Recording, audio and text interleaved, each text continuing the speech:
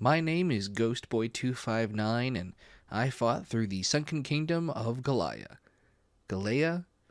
Galaia? Galaia? Honestly, your guess is as good as mine. I'm gonna go with Goliath. There is a little bit of lore to this game. It's very easy to just ignore, so I won't cover any of it here, although it is kind of interesting, and there's going to be a few minor spoilers ahead for some secrets in the game that you might want to discover for yourself.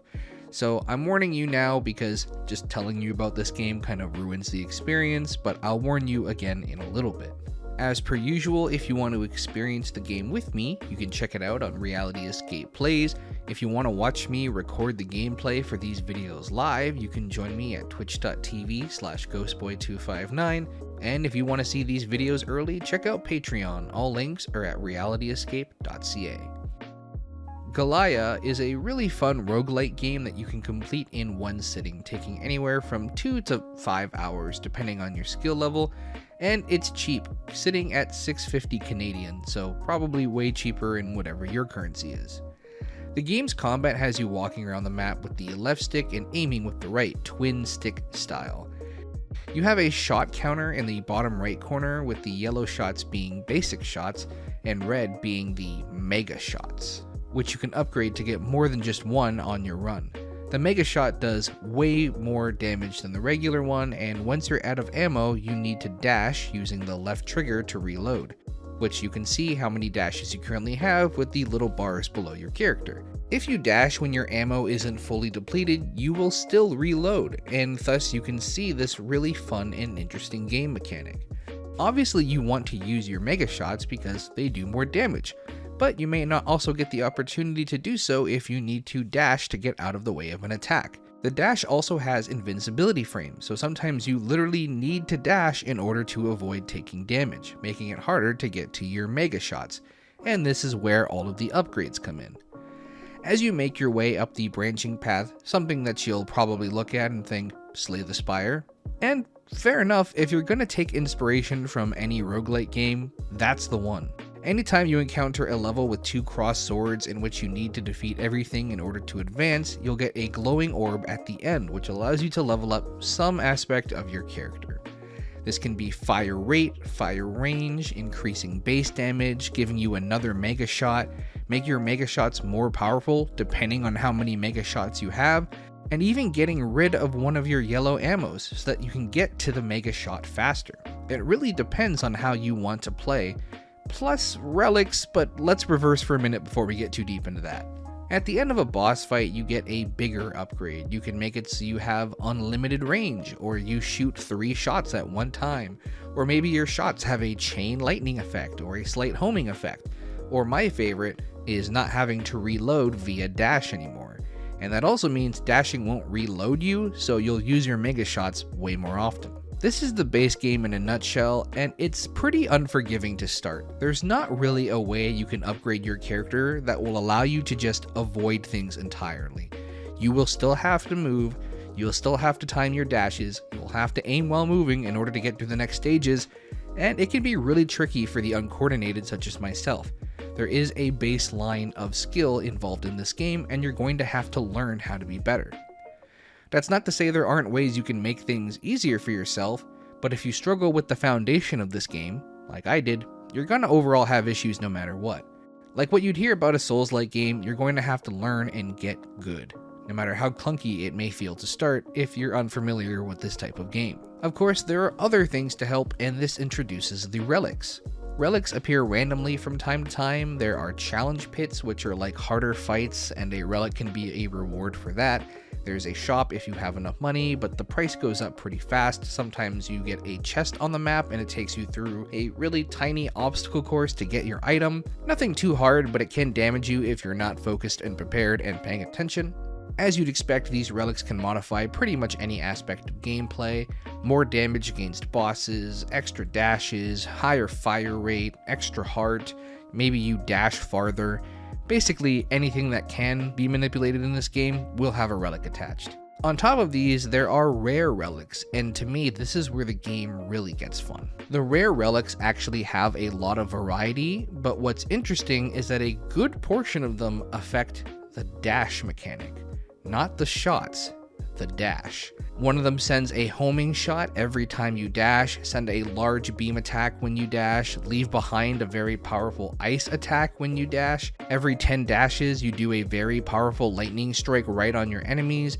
Every time you lose your last dash, it spawns a ball that shoots a laser beam at the enemy.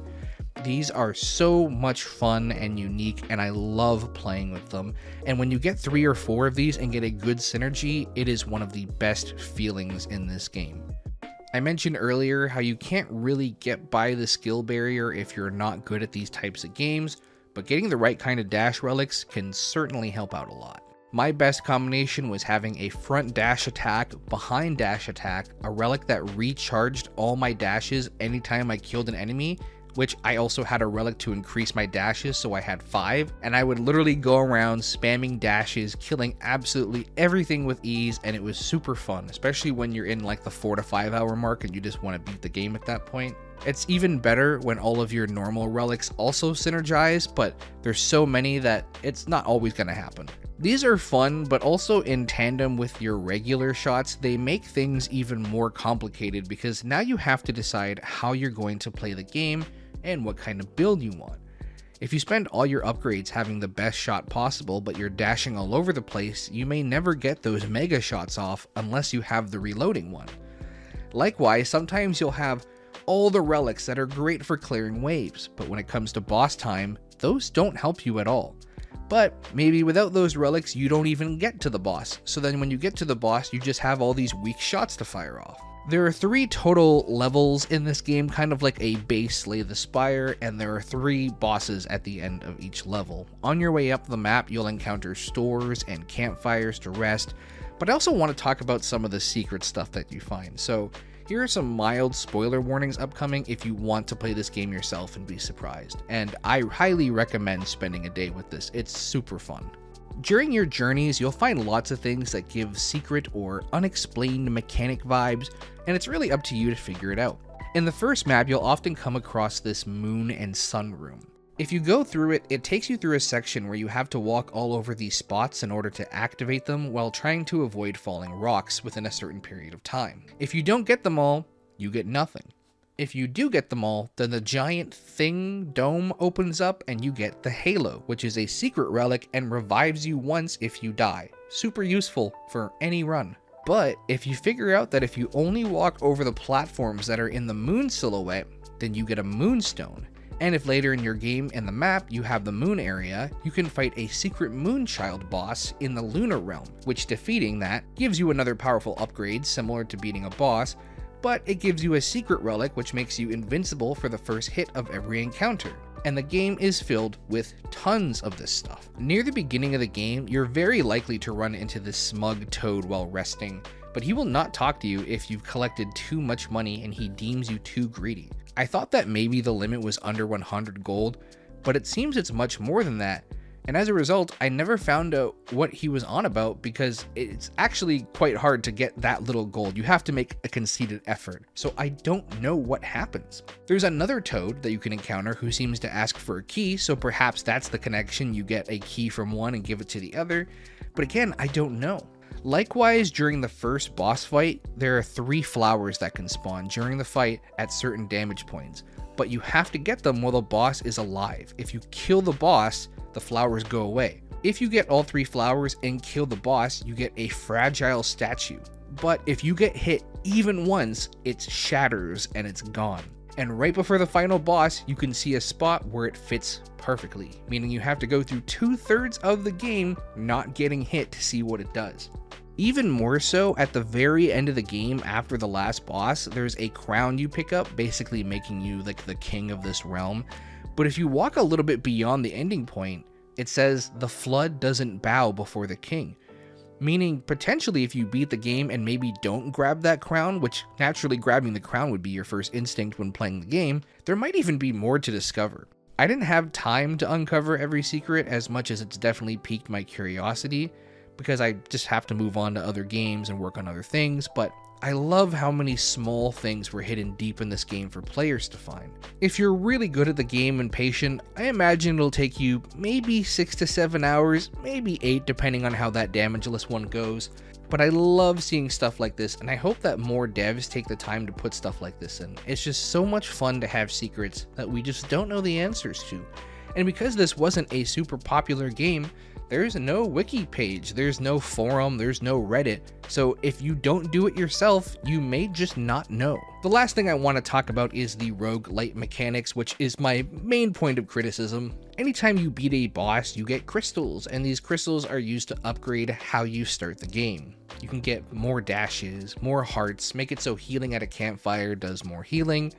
You can start off with more gold, and you can get up to 3 blanks, which is a one-time use item that you can use to basically make every projectile on the screen disappear. The last one is the most valuable one. It makes it so your first chest, which is always your second room, is a rare relic, basically allowing you to figure out how to build your character for the rest of the run. Now, I don't think this system is perfect, mainly because after an hour or so, you'll have your fill of crystals from beating the first boss a bunch of times, and there just won't be a need for them anymore.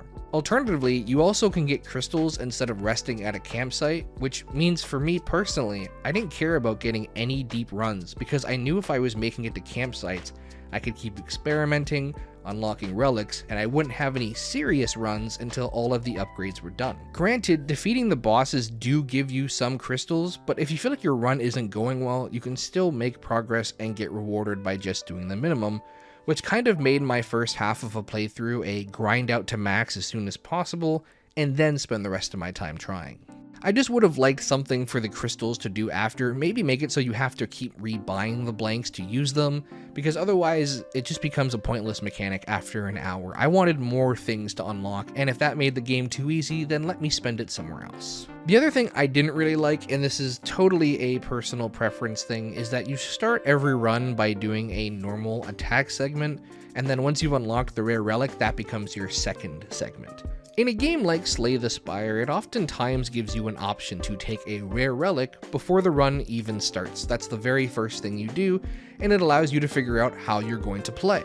And by the time you've learned how to play, you've gone through the tutorials, and you're only doing serious runs, you're playing the game to try to win, you're more likely or not going to reset over and over until you find a relic that you like. In Goliath, you have to do a first combat, then unlock the relic, and then if you don't like it, reset. And it just feels a bit unnecessary to me because I'm so used to Slay the Spire saying let's just start off with your rare relic. But again, it also could just be because I'm bad at the game and I had to do it so often. It just feels so weird going from like these super intense high action dash sequences to playing the game normally, and then you're more likely to mess up and you kind of just get frustrated with it. But again, it also could be something like, for me, the whole sun puzzle to get the halo, which I probably did 20 times. I was getting really annoyed at all the dashing and all the rocks and waiting for it to open, but I also totally get that the average player probably didn't see it as many times as I did. They probably beat the game sooner. So it's kind of like the price you pay. Again, it's not a make or break thing. I just think of a game like Slay the Spire and how it just kind of lets you start off that good run right away, but I can see the case for both. Sometimes it's kind of like a full reset. All right, play the game at its base form again before you get to start your real run. The map design is also really repetitive. There's only maybe like 5 or 6 layouts for these basic encounters, and you'd think that would be something easier to add to the game. It's more just art than it is like the programming side of it. I think they all look really nice, but there are some that are really large and spread out, and some that are really small and compact, and it was getting to the point where I had preferences just because I was seeing the same ones so often. The bosses are pretty fun. I do wish there was a bit more, but at the same time, I also think the length of the game is like, maybe a hard mode or a wave mode would be really fun. I don't know if something like that even exists because there's so many secrets in this game, it's hard to say. And that's one of the benefits about the game being so short, is that if I really don't feel like I have my fill, there are so many secret things that I can go back and play. Secret bosses I probably never encountered. And so I probably could have extended my experience by 2 or 3 hours, but I was satisfied with what I had. But if you've played this game or you know of anything extra that I missed, please let me know in the comments. Just tag it as a spoiler so that people who are reading through don't get spoiled, but I would love to know some of the secrets of this game. Or if you're interested and you maybe want to discover those secrets, then you should try the game for yourself. I've seen this game go on sale for less than $2. It's really fun, well worth your money, and an evening of your time. Overall, Goliath is a really simple but well thought out roguelite twin-stick shooter game, and for what it lacks with an easily pronounceable name, it makes up for with ancient relics, secrets to discover, and fun challenging gameplay that actually rewards you for getting better and gives you a few different ways to play. It may not be a game that you ever replay, but I also don't think you'll need to either, unless you really want to 100% everything. But for the price of this game, it's 100% worth picking up, spending an evening with it, and having positive memories of your time with it. And I hope you enjoyed your time with me and this video, and if you did, my name is Ghostboy259, and I played Galaia. Next time, I'll play something else. Thanks for watching.